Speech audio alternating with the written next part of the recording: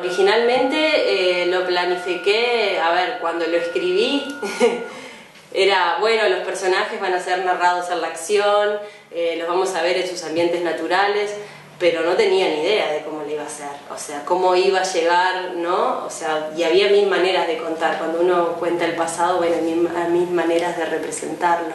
Yo esa fue la que me sentí más cómoda y ellos también, y fue naciendo así.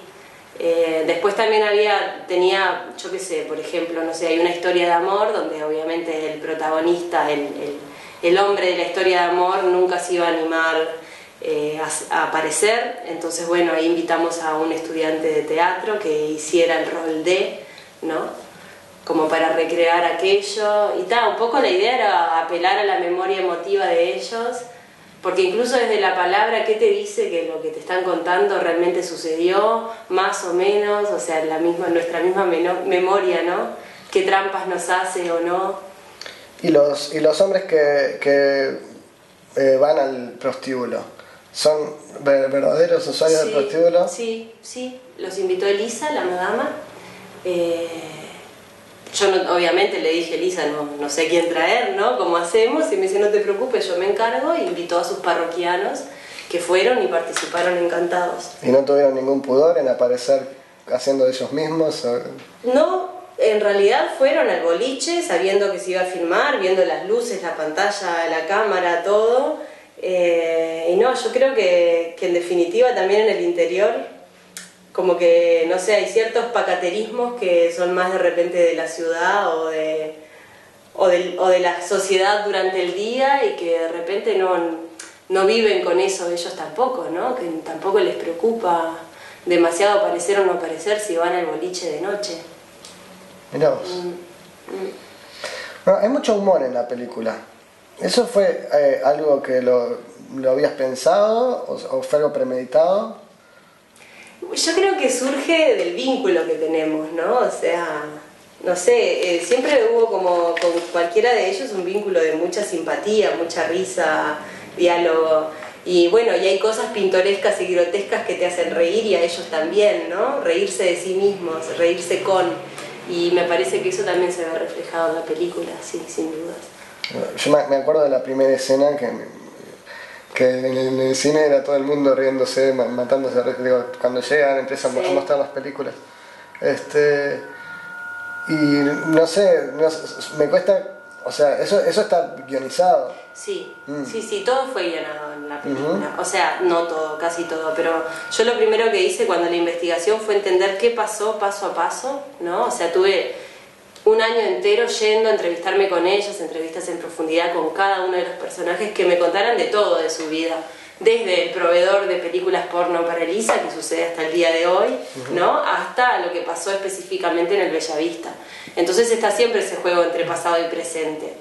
Y hay cosas que claramente me parecieron como más interesantes, ¿no? También cómo es la vida de una madama, cómo vive eso, bueno, nada, también lo representamos ahí. Entonces, primero fue enterarme de todo, después armar más o menos cómo me imaginaba la película, ¿no? Una especie de guión, entre comillas, porque sin diálogos, pero sí con hitos concretos, ¿no? O sea, cosas que pasaron.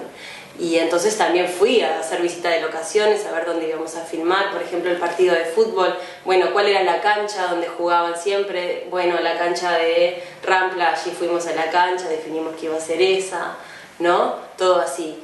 Y después de ahí, cuando tuve pronto ese guión, fui a conversar con ellos, con cada uno, y le conté cuál era mi idea y qué era lo que pensaba hacer, a ver qué les parecía, si se podía enriquecer de una manera o de otra, y tal. O sea que Agustina, por ejemplo, nada, yo quería como de alguna manera representar su historia de amor y fue ella que me indicó a qué lugares podíamos ir a filmar, ¿no? Ese tipo de cosas, que el verdadero Federico se dedicaba a las abejas, entonces fuimos a buscar distintos lugares donde hubieran paneles de abeja para poder filmar, todo eso. ¿Vos dirías que entonces las líneas de diálogos que quedan finalmente son como un producto de la interacción entre vos y esa persona? Sí, los diálogos nunca marqué un diálogo, nunca, jamás nunca, no, fue, a ver, contame cómo fue esto, qué pasó, pasó tal y tal cosa, a ver, mostrame Y ahí lo que surgía de esa improvisación, de ese como recrear el pasado, era que afloraban los diálogos. Nunca marqué yo, tenés que decir esto, decir aquello. No, no son actores y creo que hubiesen perdido toda esa espontaneidad y esa frescura propia del vínculo que teníamos, ¿no? Conmigo y bueno, y después posteriormente con el equipo de trabajo.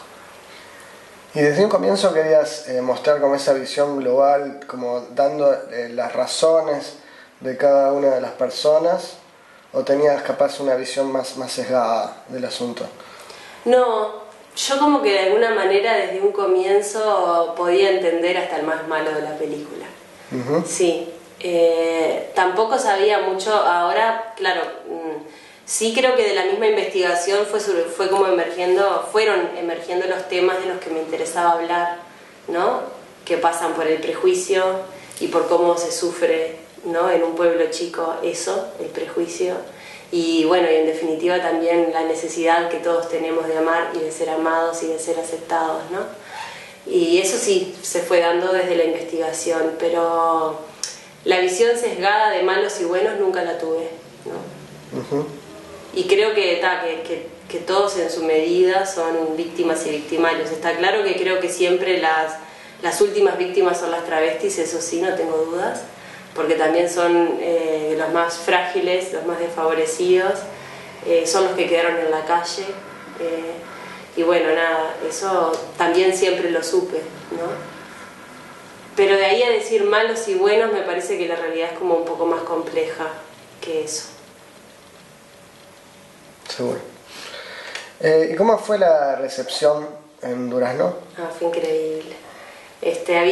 Fueron 3.000 personas, nada, yo fui un día antes como a hacer un poco avisar a los medios y no sé qué, y se llenó la plaza. ¿En la plaza? ¿No? En la plaza central, sí, yo quería presentarla fuera del Bellavista, de la iglesia, y ahí hubo consenso entre todas las partes y me dijeron de ninguna manera, vayamos al centro de la ciudad, ¿no? Que el barrio se mueva para allá. Y de hecho sí, fue todo el barrio Durán, salieron ómnibus desde el otro barrio que era el otro club de fútbol que jugó contra el Bellavista, el Sportivo G, un barrio también que queda como lejos del centro en Durazno.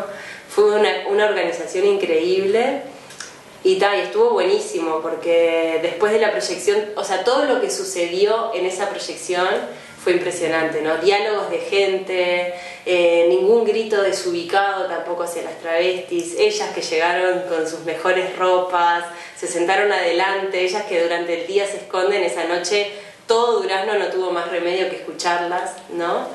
Y después de ahí, por ejemplo, una señora mayor, la viejita que es la que se encarga de alguna manera de llevarla, de convertir eso en una iglesia, vino diciéndome que para ella era una película muy triste, que ella no conocía la realidad de las travestis y que tampoco su intención había sido que quedaran en la calle.